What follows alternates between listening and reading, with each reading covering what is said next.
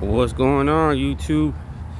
Thank you for tuning in to the Lamark Files, aka Lamark Terrell Moore, aka the real Lamark Moore Show from Alabama. How's everybody out there doing, man? Just trying to nourish this little newborn that I got going on in this channel right here. Trying to see if it grows, man. I know it's a new channel. Try and push it out there. It's more for the preventative awareness,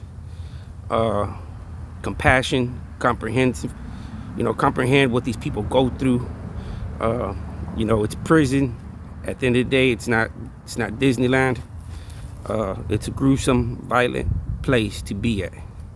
And thank God that this documentary was made, so this documentary can be talked about maybe about another 30, 40, 50 years from now.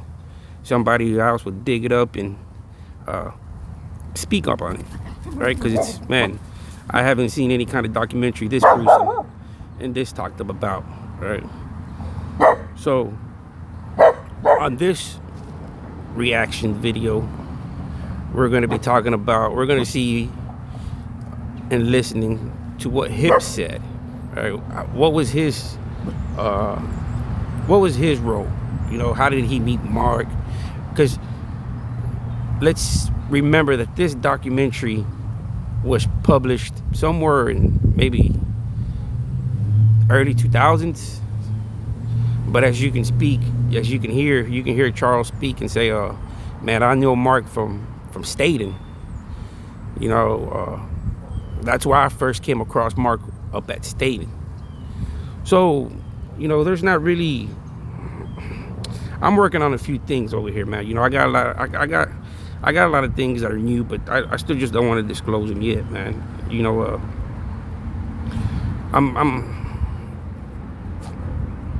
I really want to do videos, but without saying too much, of what I got plans and going on. So at times it might sound repetitious or whatnot, man. But that's what happens, man, when you go down this rabbit hole called the Lamark Files. Man, it's a rabbit hole. You go down that rabbit hole, man. You'd be surprised if you come out with your sanity, right? It's so many conspiracies, man. So many what ifs. So many variables. But we do know one truth fact, that documentary is real. It's not scripted, right? Yes, Lamark Moore played a major part in the documentary. So you have to take in consideration how this documentary came about, right? No, that's one of the questions, that nobody really asked Jonathan Schwartz. Man, how did this documentary come about? Did you just pick Alabama out of the whim, or did somebody contact you and say, hey, this is what's going on over here? Or what was it that we were so blessed to have seen Mark star in this documentary? Because at times I've heard him say on numerous videos that the documentary was never supposed to be about Charles Allen Hips. It was supposed to be about him. Right? Him. His story. Which a lot of it is his story, man. He's the main character. Right? He's the one that's talking the most. Hips, Mendenhall, Gaskins, they all have.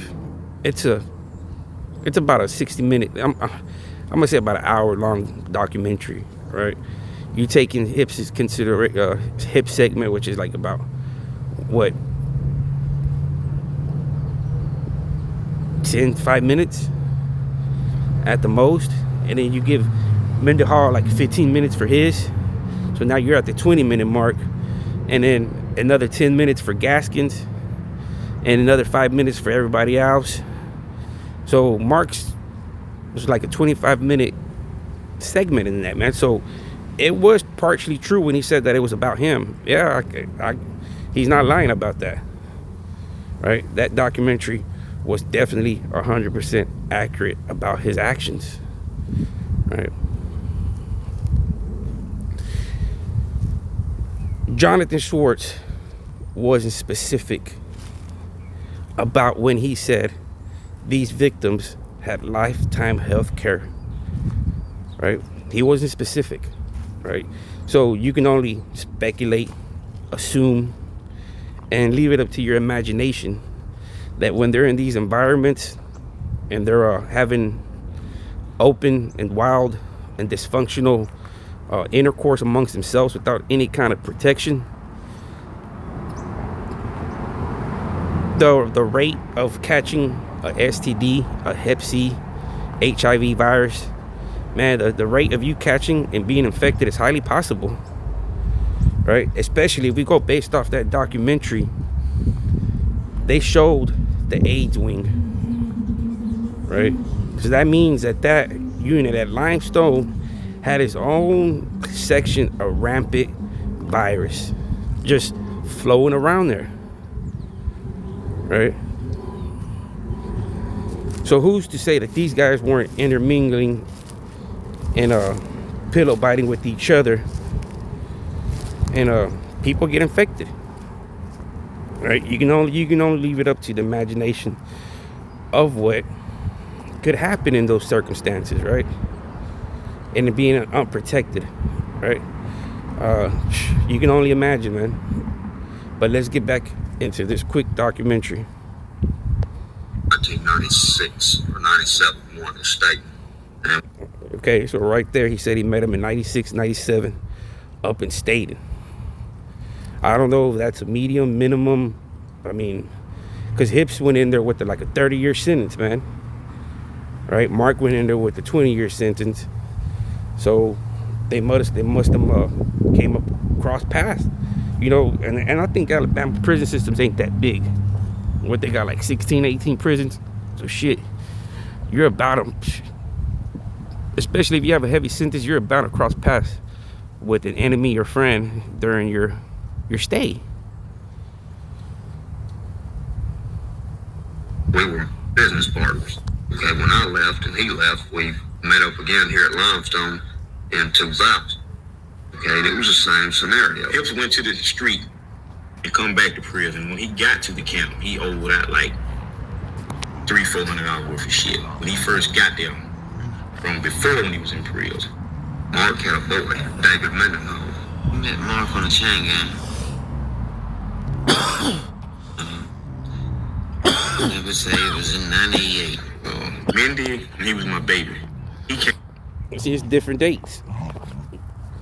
96, 98. Right? Brad Lucas went in 2001. Right? These dates, Hips and Mark met in 95, 96. Mendenhall was 98. Right? Brad Lucas was 2001. Right? 2001. Because if we go back right now, here in a little bit further into the video, you can see later on in the video, you can see how much time Brad Lucas did and for what he did. He did 4.5 years for breaking into a vending machine. I think a newspaper vending machine out of that. So his crime wasn't that serious for him to be interacting with characters like Lamark, Terrell, and Gary Gaskins and all these shady characters, man. But then against, you know, that's the Alabama. To me, Mindy came to me and requested to be, I'm saying, which was rather strange because this is like the first guy that ever pulled up things, you know what I'm saying, for free because they was trying to pull them away from me. So it benefited me, you know what I'm saying, in that aspect. Because, you know, I could let them go out, hang out or go and laugh in someone's face or, you know, flirt a little bit, you know, and come back with some food or come back with some cigarettes or come back with some coffee. And so it usually starts with one of my boys. I see a boy that I like, and I tell him, hey, I like that person, or you need to start spending time with him, start talking to him, or whatever. And they wind up building a relationship. The motive of the game is to have, it's not all to have you sexually, not for real. Cause they know, say in my case, I'm a young dude, I look good, everybody wants me in the camp. They know if they can get me, and they can invest a little bit, the way the game goes, I owe them then. It happens all the time, they can pimp me out, and make, football, make more money like that than what they've invested. That's how the game goes in here. There you got old Mark rocking right there with his boys. Done tricked off 5 bags of coffee.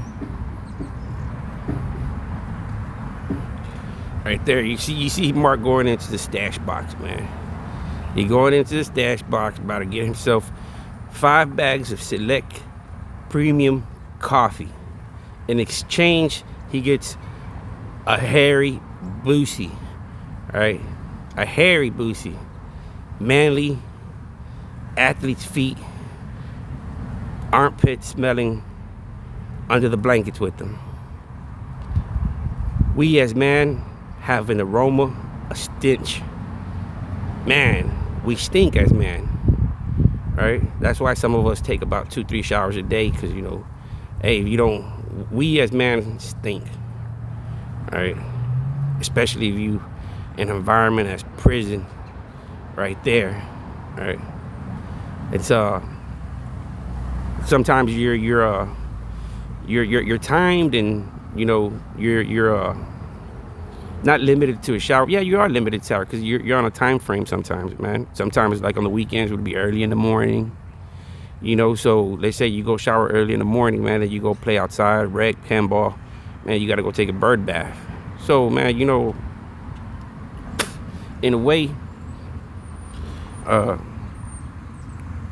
not in the way, man. Shoot, I know as a man we stink, right? And so I don't see how that can be, that pungent smell of manly aroma can entice another man to get aroused.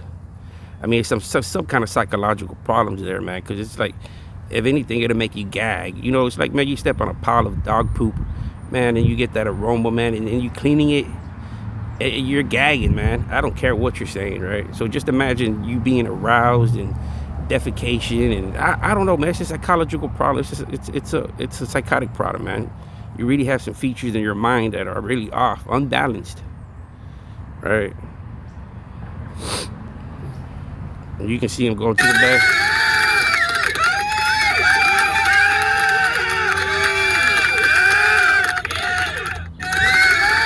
Get the cocoa butter.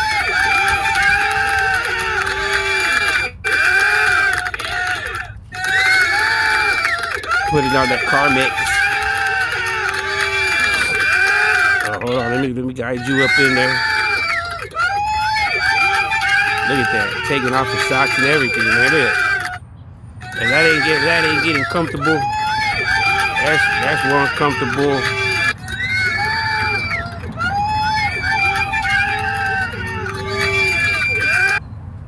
Let's talk about that right there, man. That right there is what you call consensual sex trafficking, right? That's somebody got paid for an illicit act, right? Behind those prison walls. That's what it is, right? I don't care how people want to sugarcoat it and be like, oh, Mark's working a 9 to 5. He's going to church. You know what, man? Jeffrey Dahmer went to work. Jeffrey Dahmer had friends. Jeffrey Dahmer family thought that, hey, he was the best guy around, right? But it's the things that they do when they think that people are not watching or paying attention to them. It's the things that they do. The things that they do behind the closed doors, right? They think that nobody's ever going to find out their deviant ways. But Mark decided to get on the internet, not only on the internet, but to make a worldwide documentary that this shit's watched all over Israel, Japan, Netherlands, Greenland, Puerto Rico. Shit, I'd be surprised if it ain't over there somewhere right now. Somebody's watching this shit in another country. All right? But it's the truth, facts of the real Lamark Moore show. So, y'all stay tuned over here, man, because look, I got a lot of news, I got a lot of stuff that I can drop, but I just don't want to do it right now, man, right? Because at this point we're gonna let nature take its course. You know, they try to blow up my spot. You know, the spot is hot. The spot is hot. So before the jump boys catch me coming out my trap, I just move traps, right? And what happens when you move to different traps?